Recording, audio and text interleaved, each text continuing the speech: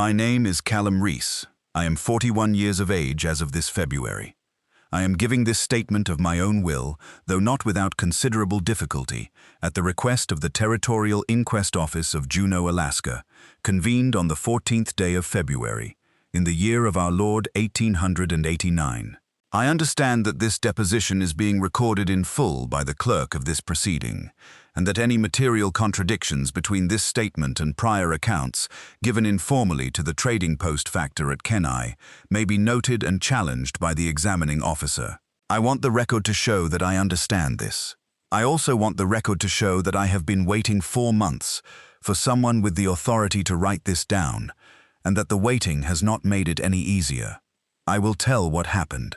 I will tell it in order, as best I can manage. There are places where my memory does not move in a straight line, and I will tell you when we reach them. The examiner has already noted for the record the piece of evidence recovered from the site, the Sharp's rifle, or what remains of it. It is sitting on the table between us as I speak. I can see it from where I am seated. I would ask that it be moved if possible. No, I understand. It stays. Then I will work around it. I have been working around it for 4 months. I will begin with how we came to be in that country in the first place, because the examiner asked me to begin there, and because it matters more than I thought it did at the time. The 4 of us had been working the Kenai Peninsula under Territorial Fur License number 47, issued in September of that year, out of the Cook Inlet Trading Authority. The license covered brown bear, elk, and miscellaneous fur-bearing animals within the surveyed corridor southeast of the inlet, running roughly toward the foothills above the Kasilof drainage. We were not the first men to work that territory. We were not the last. But we were the last group to go in that season, and the factor at Kenai had told us plainly that the weather window would close inside 3 weeks. That was the 16th of October. We entered the backcountry on the 17th. I should tell you who the others were. Thomas Aldridge was the man who organized the party. He was 47, heavyset, with a gray beard he'd worn since I first met him in the Panhandle country near Wrangell, 8 years prior. Thomas had been hunting professionally since he was 19 years old, and had spent time in the Rockies, the Oregon High Country, and 3 prior seasons on the Kenai before this one. He was the kind of man who spoke in conclusions rather than questions. He had opinions about weather, about animals, about the right way to set a camp, and most of the time his opinions were correct. That is what made it hard when his opinion was wrong. He carried a model 1876 Winchester that he had modified himself, and he was a better shot than any of the rest of us. Wendell Cross was 26. He was the youngest of the party and had come up from Oregon the prior spring. He had done 1 season of trapping on the lower Kenai and had handled himself well, which was why Thomas had agreed to bring him. Wendell was lean and quick and talked more than was strictly necessary, but he moved quietly in the woods, and he could read a snowfield better than men twice his age. He and I had gotten on reasonably well over the summer, working the same coastal drainage together before the fall licenses opened. I liked him. I want the record to show that I liked him. The 4th member of the party was a man named Joseph Pruitt. He was 34, a former cavalry farrier who had come west after his discharge and had been trapping and hunting in Alaska Territory for 6 years by the time of this expedition. Joseph was not a man who offered much conversation. He was reliable and strong and did the work without being asked. He had a quality I have always respected in working men, which is that he never dramatized difficulty. You would not know from watching Joseph work whether the task was easy or nearly impossible, because he approached both the same way. Those were the 4 of us. I am telling you who they were because the examiner asked me to, and because I think it is important that this record reflect that they were not men who frightened easily or behaved carelessly. I want that understood before I tell you what happened to them. We entered the backcountry on the morning of October 17th. The weather was cold but stable, with light cloud and no wind to speak of. The snow at altitude was already a foot deep in the shadowed draws, but the main ridgelines were still bare enough to travel without snowshoes. Thomas had worked this drainage before and had a camp location in mind, a sheltered flat about 11 miles from the trailhead, where the trees ran thick on three sides and a clear stream came down from the north slope. He said it was the best natural camp on the upper Kasselhof, and I had no reason to doubt him. It took us most of 2 days to reach it, moving with full packs. The dominant sound of those first 2 days was the land itself. I want to try to describe this accurately, because the sound of that country is part of the story in a way that is hard to separate from what came later. The Kenai backcountry in October has a particular quality of silence that is not actually silence at all. It is layered. You hear the creak of frozen spruce under wind. You hear the distant percussion of a creek moving under new ice, a muffled, rhythmic knock that carries farther than you would expect. You hear your own footsteps in a way that you do not notice in warmer country, because the cold makes every surface harder and more resonant. Sound travels differently in that kind of cold. It arrives sooner than it should. It stays longer than it should. You learn to listen more carefully, and you also learn to be wrong more often about what you are hearing. By the afternoon of the 18th, we had reached the flat Thomas had chosen. It was as he had described it, a sheltered bench of ground maybe 60 yards across, hemmed on the north and west by dense spruce, open to the south where the ground dropped away toward the lower drainage, and with the creek running 12 yards to the east. The flat itself was covered in a shallow layer of snow, no more than 4 inches, which made for easy camp reading. You could see what had passed through. Thomas scanned it, said the ground showed fresh elk sign along the eastern edge, and began directing the setup of camp with the efficiency of a man who had done it many times before. We had the tents pitched, a fire going, and the first evening meal underway before dark. Wendell had cut a good supply of firewood, and Joseph had already scouted the immediate timber to the north, coming back with a report that there was a promising moose wallow about a 1/4 mile up the creek. Thomas was pleased. The evening was cold but calm. We ate, talked briefly about the next day's plan, and turned in. I want to be careful here, because the examiner has asked me to note any detail from those first days that might be relevant to what came later. And there is one thing from that first night that I dismissed at the time and have not been able to dismiss since. Sometime in the hours before dawn, I woke to a sound. It was outside the tent, not close, but not distant either. I lay still and listened.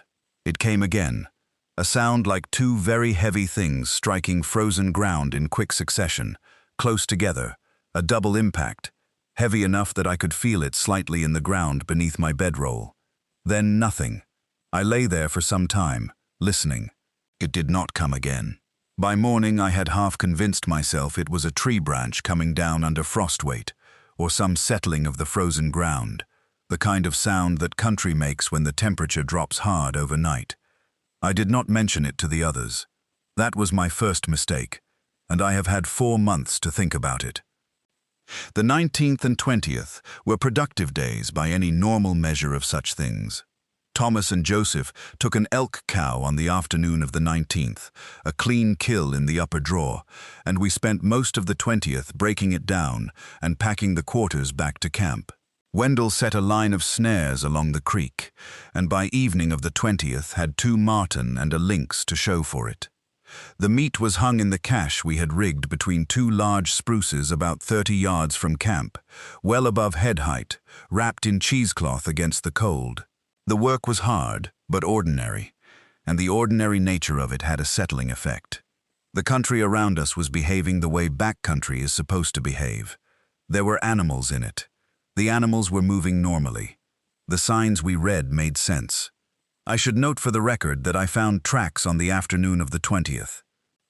I had gone north along the creek about 200 yards, looking for a beaver dam Wendell had mentioned seeing, when I came across them in a patch of ground where the creek had overflowed slightly and then frozen, leaving a shallow flat of clean ice and mud at the edge of the bank. The tracks crossed this surface in a straight line, going from the tree cover on the west side of the creek to the tree cover on the east. There were 9 of them visible. Each track was roughly 19 inches in length and 12 inches across at the widest point, which I estimated by placing my own boot alongside the smallest of them. My boot was 11.5 inches long. The track was considerably longer than my boot and half again as wide. The depth of impression in the partly frozen mud was striking. My own weight pressed into the same surface left a mark perhaps half an inch deep. These impressions were close to 2 inches in the unfrozen sections, and in one place where the ground was softer, nearer to 3. The stride length between them was approximately 5 feet. I looked at them for a long time. Then I went back to camp and told Thomas. Thomas listened to my description without interrupting, which was not his habit. When I finished, he asked me the depth of the impression again, and I told him. He said there were brown bears in that country that ran well over 1,000 pounds, and that a bear of sufficient size working across soft ground could leave an impression that would surprise a man who had not seen it before. I said the track was not a bear track. I have looked at bear tracks for 20 years, and I know the difference. Thomas said he wanted to see them himself in the morning. That evening, at supper, he said nothing further about it, and I did not press the matter. I will come to what we found on the second morning after that conversation. But I want to note here, for the record, that while Thomas was speaking about bear tracks, Wendell was quiet in a way that was unusual for him. I caught his eye across the fire. He looked away first. On the morning of the 21st, we walked out to the creek together, all 4 of us. The temperature had dropped overnight, and the mud margins had frozen harder, but the impressions were still clearly visible. Thomas crouched over them for several minutes without speaking. He pulled off his glove and put his open hand into one of the tracks, fingers spread. His hand, which was a large man's hand, fit inside the forward portion of the track, with room to spare on every side. He stood up and looked at the line the tracks made across the frozen creek, heading east into the timber. He said, in a tone that I can only describe as deliberate, that a bear of that size would be worth more than everything else we had taken, or would take the rest of the season combined. He said the pelt alone would fetch $300 in the right market. He said we should bait the area and take it. Wendell said he wanted to break camp. Thomas turned and looked at him, not with anger exactly, but with the particular attention of a man who is about to explain something he considers obvious. He said the tracks were not fresh enough to indicate the animal was close, and that the first obligation of a licensed hunting party was to work the territory, not to retreat from it on account of large tracks in creek mud. Wendell said the tracks were not bear tracks. Thomas said he had seen larger. Joseph said nothing. I said I thought we should at least look at the area where the tracks came from and the area where they went, before we made a decision. Thomas agreed to that. We spent the better part of the morning following the track line east. The prints continued into the timber, crossed a secondary bench of ground about 300 yards from the creek, and then became harder to follow in the denser snowpack under the canopy. We found one clear impression in soft ground near a deadfall that stopped all 4 of us. The forward portion of the track, the part corresponding to toes on a human foot, showed 5 distinct pressure ridges in the frozen surface. Not the broad pad of a bear. 5 ridges. Clear enough that Thomas, who had stopped arguing about what species made them, simply stood there and did not say anything for a full minute. What he finally said was that we had 2 days of good weather remaining and that the passes would be navigable for perhaps 4 more days after that, before the first major freeze came through. He said that if we broke camp now, we would abandon the elk quarters we had cached, which represented the lion's share of the season's take. He said that we did not know what had made those tracks, and that not knowing was not in itself a reason to forfeit everything we had come to do.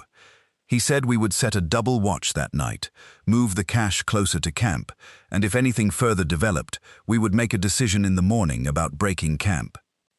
It was a reasonable argument by the standards of a man who has spent his life in remote country and who believes that caution and productivity are not mutually exclusive. I understand that. But Wendell wanted to leave. Wendell said it plainly, not with panic, but with a quietness that was its own kind of warning. He said he did not care about the elk quarters and that we could file a loss claim with the trading authority. Thomas overruled him. Joseph looked at Wendell for a moment, and then looked at Thomas and said he would take first watch. That was the decision. It cost us 2 days. The examiner has asked me whether I believe those 2 days were decisive. I believe they were. I did not say so at the time, and that is something I have to carry. I did not say so because Thomas was the party leader, and because his argument was sound on its face, and because I was not yet certain enough of what I had seen to override a man with 28 years of backcountry experience. I want the examiner to understand that, and I want the examiner to understand that my understanding of my own reasons does not make them sufficient. That night, October 21st, the sound came back. Not a single occurrence this time. Not the brief double impact I had half explained to myself the night before. This was a sequence, beginning sometime after the fire had settled to coals and the camp had gone quiet. A double impact, heavy, measured, deliberate, from the direction of the north tree line, then a pause of perhaps 20 seconds, then the double impact again, from the same place, then another pause, and another. Joseph was on watch, and he heard it clearly. He came to Thomas's tent and woke him. Thomas came out and listened. The sound continued for perhaps 15 minutes, always from the same position at the north tree line, always with the same interval between impacts, before it stopped as abruptly as it had begun. Thomas said a large animal pacing in timber could produce that kind of sound. He said the regularity was a function of a heavy animal moving along a well-used game trail, each footfall landing with similar force in similar ground. It was a plausible explanation. It was also the last plausible explanation he offered for anything.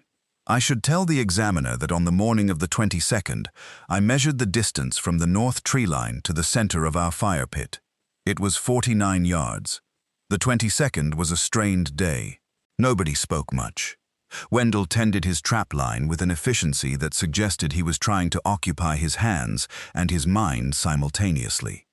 Joseph and I dressed the remaining elk portions and repacked the cache, which we relocated to a position closer to camp, roughly 15 yards from the fire ring rather than 30. Thomas spent most of the day on the eastern bench, saying he was scouting, but I believe he was thinking. He came back at midday without anything to report and sat by the fire for a long time, staring at the north tree line. In the afternoon, I found something that I did not immediately show the others. I have spent considerable time deciding whether to include this in the deposition, and I have decided that I must, because the examiner is going to ask about the cache, and I cannot explain the cache without explaining what I saw first. About 20 yards north of the cache's original position, in the timber just inside the tree line, I found a ring of objects on the ground. 7 or 8 pieces of elk bone, the large sections, femur and pelvis, that we had discarded when dressing the carcass 2 days earlier. We had left those bones in the upper drawer where the kill was made, which was a quarter-mile away and uphill. They had been moved. They were arranged in a rough circle, each piece oriented with its longer axis pointing outward from the center, like the spokes of a wheel, though the spacing between them was not precise. In the center of the circle, pressed into the snow, was a single depression, approximately the same size as the track we had seen at the creek. One print, facing the camp. I stood there for longer than I should have. Then I went and got Thomas. Thomas looked at the arrangement for a long time. He looked at the single track in the center.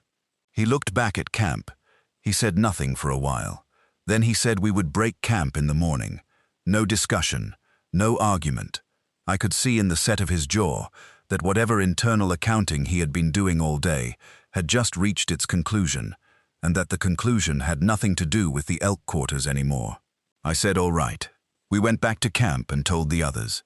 Wendell said, in the morning is not tonight. He said it quietly, and he was right. Thomas said we would keep the fire high through the night and leave at first light. Joseph said he would take watch again. I said I would take it after midnight. The sound that night was not from the north tree line. It began from the north, as before, the same double impact, the same measured interval, beginning around an hour after full dark. But it did not stay at the tree line.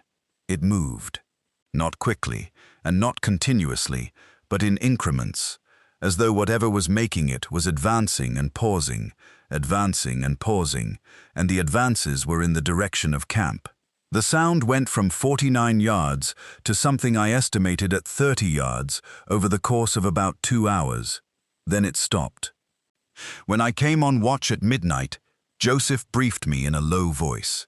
He said it had moved. He said he had listened to it for the full 2 hours of his watch.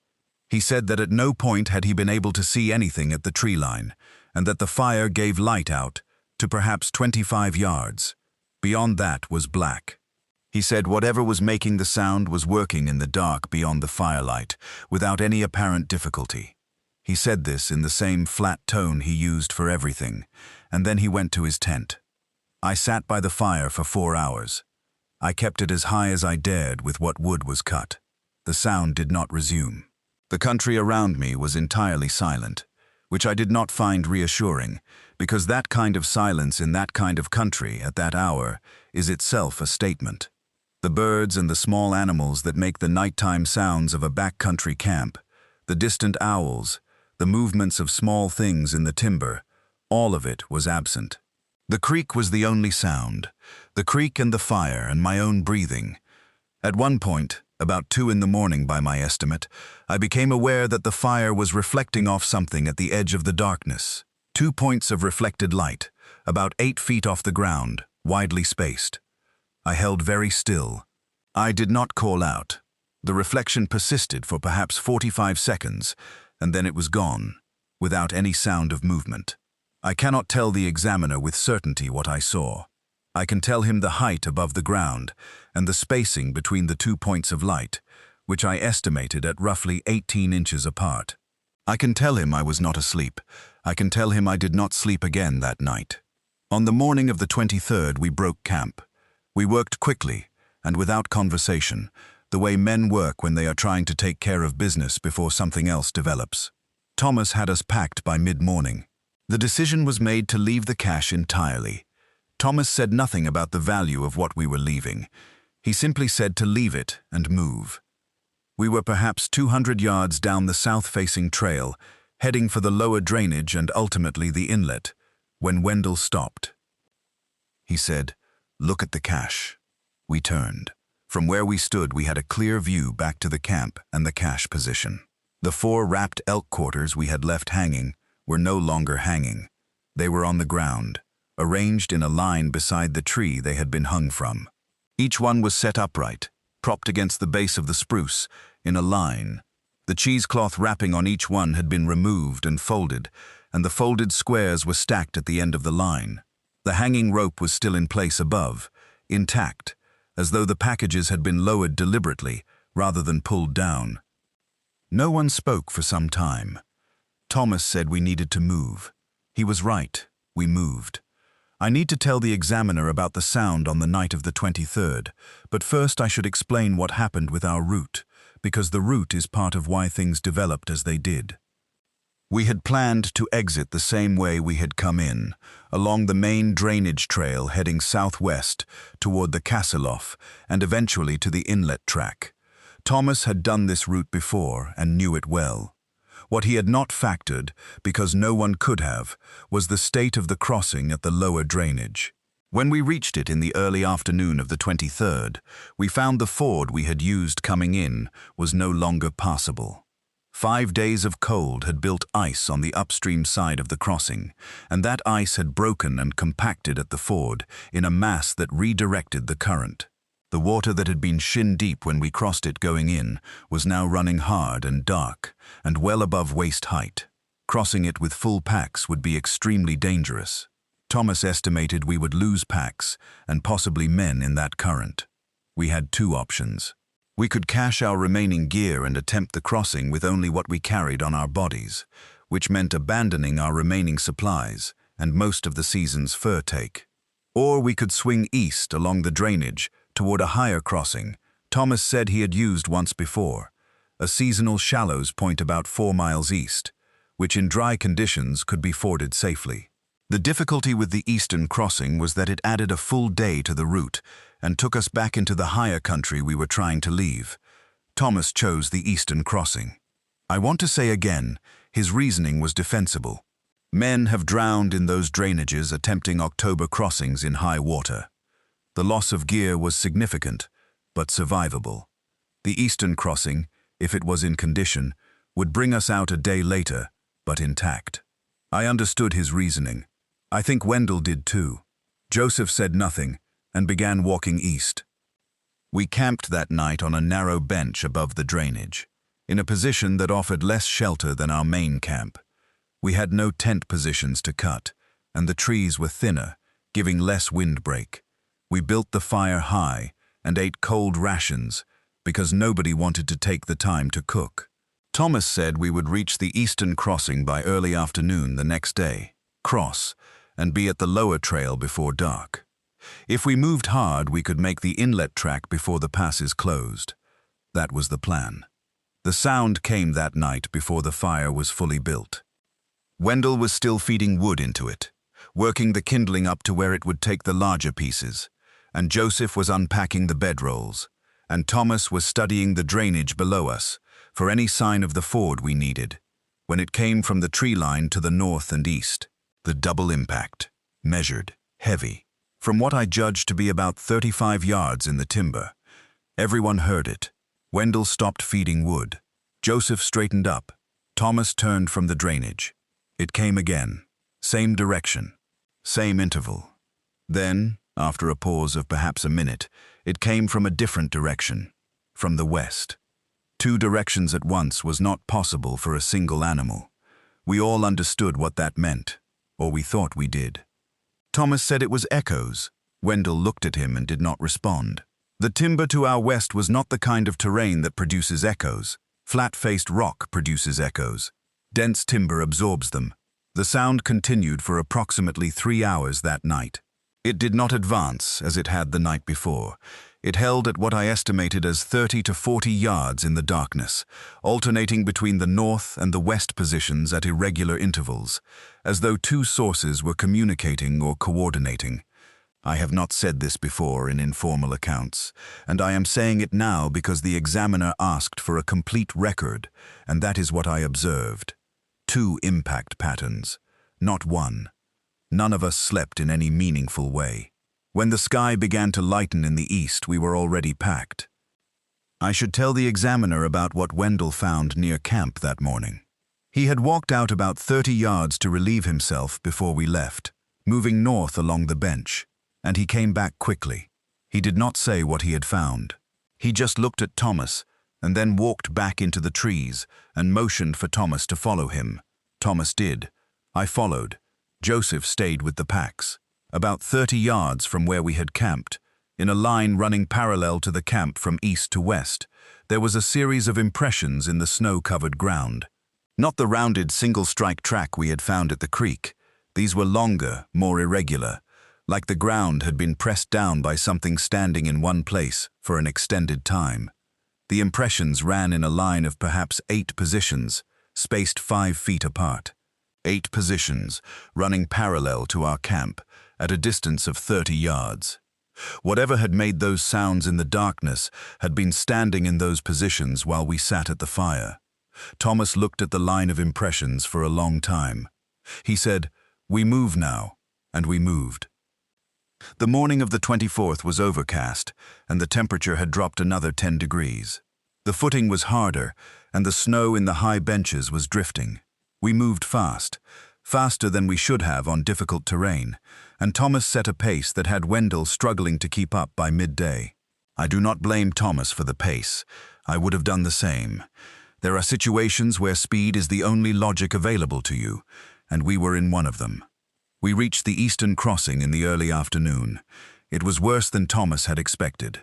The Shallows point was still fordable, but only barely, the water running darker and faster than the seasonal average, and the downstream side of the crossing had a section of broken ice that would make the footing treacherous. Thomas assessed it for 10 minutes and said we could manage it. He would go first, then Joseph, then Wendell, then me. We would use a rope strung between us to maintain connection in case anyone went down. The crossing took 40 minutes. Thomas went across first and anchored on the far bank. Joseph went next and nearly lost his footing on the iced section, but caught the rope and made it. Wendell went third. He was 2/3 of the way across when the ice shelf on the downstream side gave way, and his right leg went through to the knee. He went down hard, weight on the rope, and for about 10 seconds I thought we were going to lose him to the current. Joseph threw his weight against the anchor from the far bank, and Thomas and I both hauled on the rope, and Wendell came up out of the water, gasping and bleeding from the shin where the ice edge had cut him. We got him across.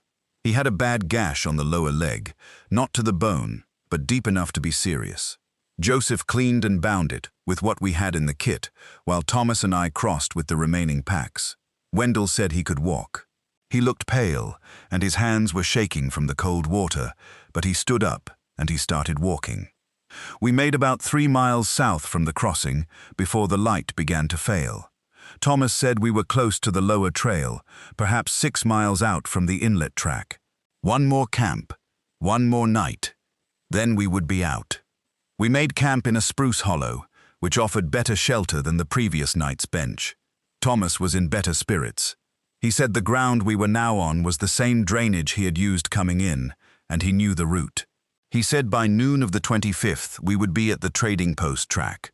I watched him say this and tried to decide if he believed it, or if he was saying it for the benefit of Wendell, who had said almost nothing since the crossing, and whose leg was troubling him more than he was admitting. I think it was both. The fire went up, the first good fire we had made since leaving main camp. The spruce hollow gave us a windbreak, and the dry fuel that Thomas had found was burning cleanly. For perhaps an hour, sitting around it eating the last of our warm rations, something like normal feeling returned. Wendell talked a little. Joseph told a story about a mule he had shod in Nevada that had never tolerated shoeing, and what finally worked. Thomas laughed, which was the only time I heard him laugh during those last days. I was glad of it. I was aware it might be the last time. I will tell the examiner now about what I heard before midnight. I had the second watch. Joseph had the first, and he handed it to me at what he said was close to midnight. He said it had been quiet. He said he had heard nothing from the tree line. He looked steady, which was Joseph's way, but I noticed he had moved his Winchester from across his knees to a position propped against the log beside him, barrel elevated, within one motion of being usable. He told me this without words. I sat down and he went to his tent, and I looked at the dark tree line around the hollow, and I listened. For the first 2 hours of my watch, the country was quiet. No wind. The fire settled. The creek ran somewhere below us, its muffled knock the only sound. I was beginning to think, carefully, that perhaps the distance we had covered was enough, that whatever had been tracking us was territorial, and we had moved out of its territory, when I heard it again. Not the double impact this time. Something else. A single, low sound, very deep, felt more than heard, like the subsonic note of a very large instrument. It came from directly above the hollow, from the ridge to the north of us. It lasted approximately 4 seconds, and then stopped. Then came again. 4 seconds. Then a longer pause, then again. It was not a natural sound. I have spent my entire adult life in wild country, and I can account for the sounds that wild country makes, and this was not one of them. It was the kind of sound that communicates depth of body, a sound made by something with lungs large enough to sustain it. The closest natural comparison I can offer the examiner is the bellowing of a bull elk, but lower, much lower, with none of the elk's metallic edge to it, and structured differently, regular, deliberate. Each repetition identical in length and interval to the one before. It continued for approximately 20 minutes. Then it stopped, and after another period of silence, the double impact began again, from somewhere in the timber to the south, which was the direction we were heading. To the south, I woke Thomas. He came out of his tent in full clothing, which told me he had not been sleeping either. I told him what I had heard and the direction of the last sounds. He listened for a moment to the silence that was now present. He said we would be moving at first light, not at dawn, at the first gray of sky that gave us enough light to navigate. He said we would eat while walking. He said to wake Joseph at 2 and have Joseph wake Wendell at 4. He said, if anything comes into this hollow tonight, fire first and wake me after. I said I understood. Then he went back to his tent, and I sat by the dying fire and watched the southern tree line and tried not to count the hours until gray sky. I have not described what happened on the morning of the 25th in any prior account, because I did not believe I could do so in a way that would be credited. I am providing it now under oath, because the examiner has asked for a complete account, and because the bent sharps rifle sitting on this table requires an explanation, and this is it. We broke camp before first light, as Thomas had directed. Wendell's leg was stiffer in the cold, and he moved more slowly than the day before, but he was upright and bearing weight, and he said nothing about the pain. We moved south in single file, Thomas leading, then Joseph, then Wendell, then me bringing up the rear. The trail was a game trace rather than a cut path, and in the low light it required concentration to follow. Thomas set a good pace and kept it. For the first hour and a half, nothing happened. The sky lightened from black to gray, and the spruce around us became distinct shapes rather than masses of darkness.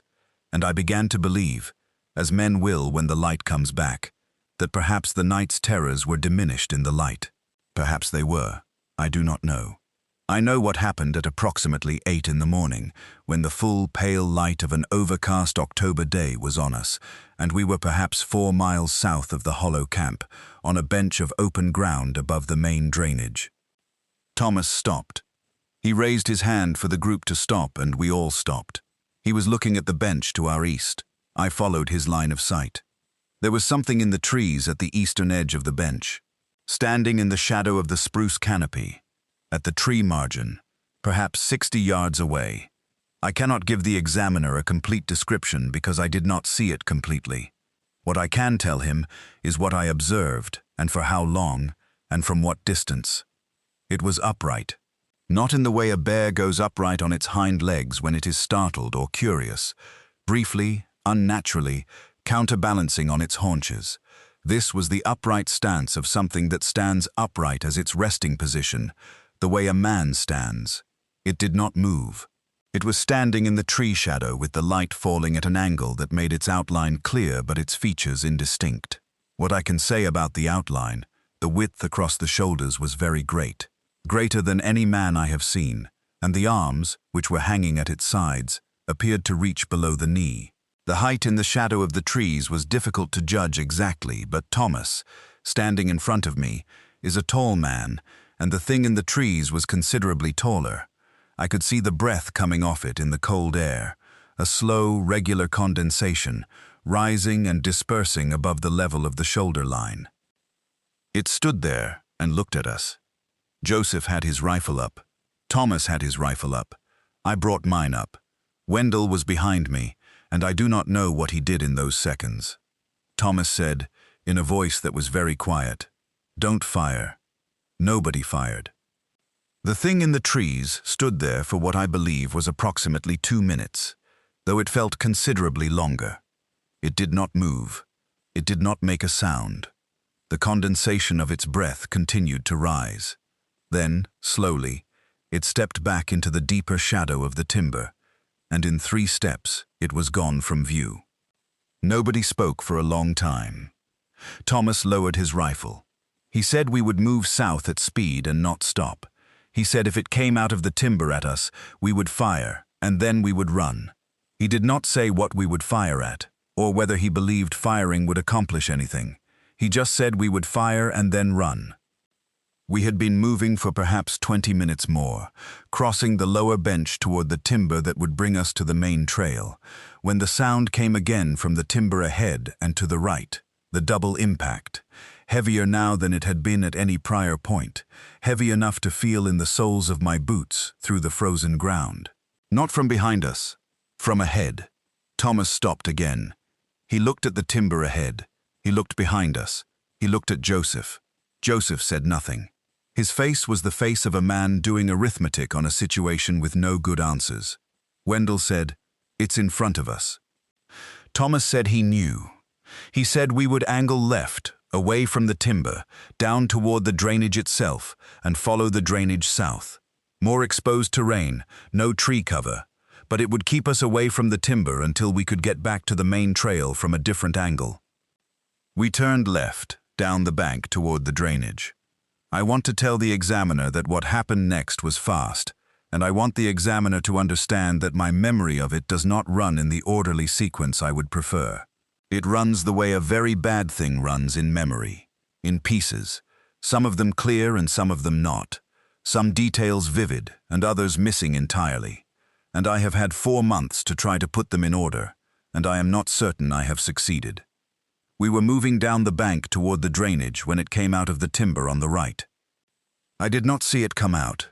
I heard it, a single enormous sound of something moving at speed through standing timber, branches cracking, and I turned toward the sound, and when I turned it was already in the open ground between the timber and our position, covering the distance between with a pace that I cannot accurately compare to anything I have seen move. The stride was very long. It was moving directly toward us. Thomas fired. He was the only one of us who got a shot off in that first second. The Winchester, his modified 1876 that he had carried for 20 years, cracked once. I do not know if he hit it. I do not know if he missed. What happened next happened in a space of time that I cannot properly measure because I was running. I ran south along the drainage bank. I ran as hard as I have ever run in my life. I can tell the examiner that the frozen ground was uneven, and twice I nearly fell, and both times I caught myself and kept running.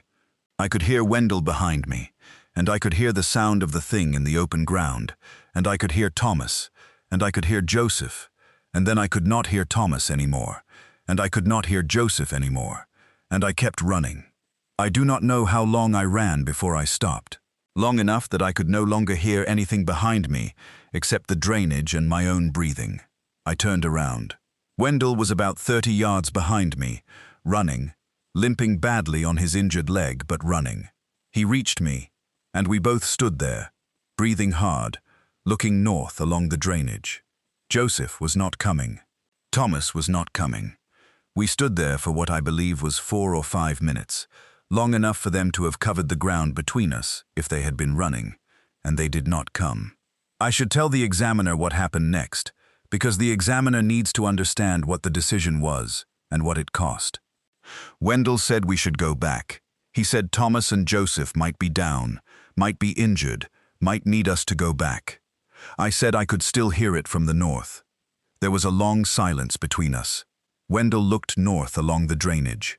He was breathing hard and his face was gray, and I could see that his injured leg was bleeding through the wrapping, a dark stain spreading through the fabric. He was upright on it, but barely. He said, "What do we do, Callum?" I said we had to move south. I said if we went back into that, we would not come out. I said Thomas and Joseph were armed and experienced, and if they were down and the thing was still in that area, us going back would not help them, and would only add 2 more men to whatever had happened.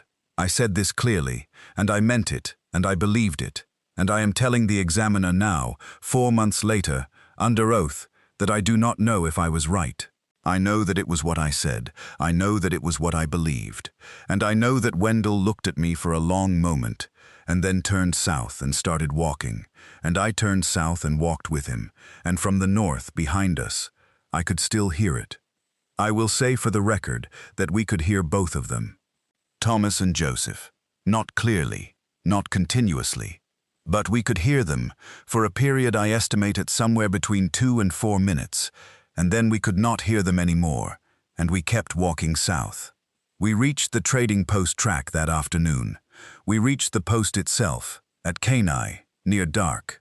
I will not attempt to describe the condition we were in when we arrived.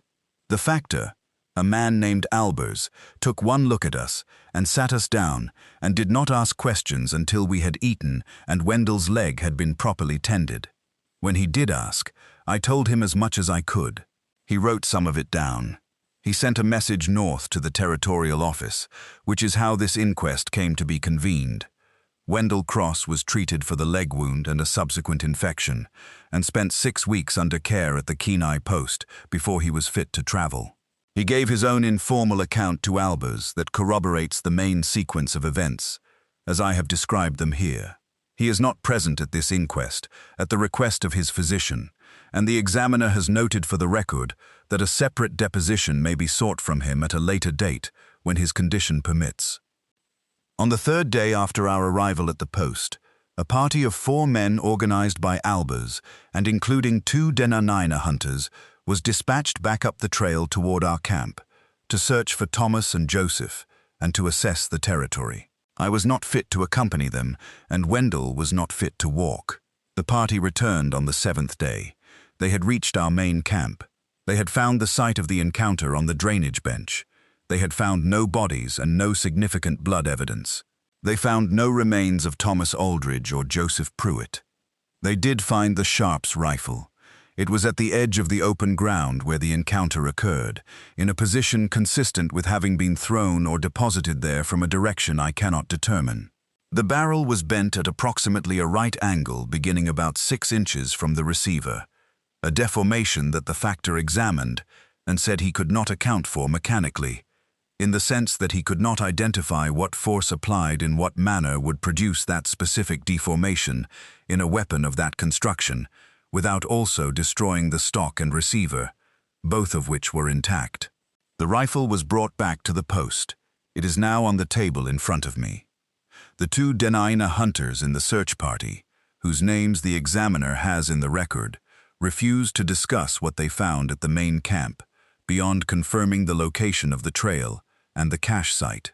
The factor told me separately that the older of the 2 men had said something to him in his own language when they returned, and that the factor's understanding of the language was incomplete, but that the word the man had used repeatedly was a word the factor had heard before in other contexts, and that it referred to something old, very old, something that had been in that territory before the first people came there, and that had been in it when they arrived, and that had been in it ever since.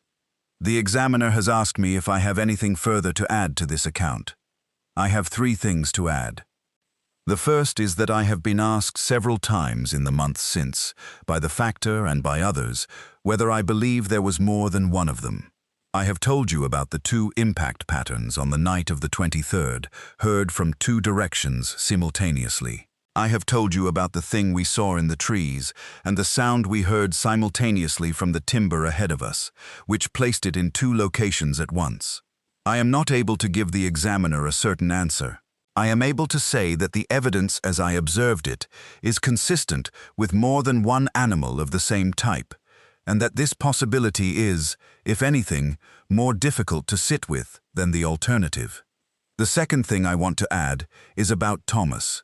Thomas Aldridge made errors in judgment on this expedition, and I have stated them in this record. I want to state also for the record that he made those errors in the way that experienced men make errors, which is by applying what they know to situations that their knowledge does not actually fit. He was not a reckless man. He was a careful man, in a situation that had gone beyond the reach of caution. I do not know if that distinction matters legally. It matters to me. The third thing is about the moment on the drainage bank, when Wendell asked me what we would do, and I told him to run south. I have been asked whether I believe Thomas and Joseph were alive at that moment. I have not changed my answer in 4 months. I believe they were. I believe the sounds we heard were them. I believe there was a period of several minutes during which returning might have made a difference, and I chose not to return, and I have given the examiner my reasons. I have given them clearly, and I will give them again as many times as the examiner requires. I chose to leave them. I knew what I was choosing. I am alive because of it. The bent rifle sits on the table, and I do not look at it, but I know it is there. I knew it was there the moment they brought it into this room. I will know it is there for the rest of whatever time I have, whether I am in this room or not. Some things you carry and they do not get lighter. You just get used to the weight, and then you stop noticing that you have stopped getting used to it. And then one day someone puts the thing on a table in front of you, and you understand that you never got used to it at all. That is everything I have to say. I have told it as completely and accurately as I am able, and I will swear to it, and I will sign whatever the examiner requires me to sign. I would like to go now, if the examiner has no further questions. The rifle can stay. I do not want it. I never want to see it again, and I know that seeing it again is the one thing I can count on for the rest of my life, whether it is in this room or not. Because it is not really about the rifle. It is about what the rifle means. It means that whatever happened on that bench beside that drainage in October of 1888 was real enough to leave a mark on iron and steel, and that I walked away from it, and that Thomas Aldridge and Joseph Pruitt did not, and that I am the only one who can tell you the difference between those two facts. And I cannot tell you. I have tried for 4 months. I cannot tell you. That is all.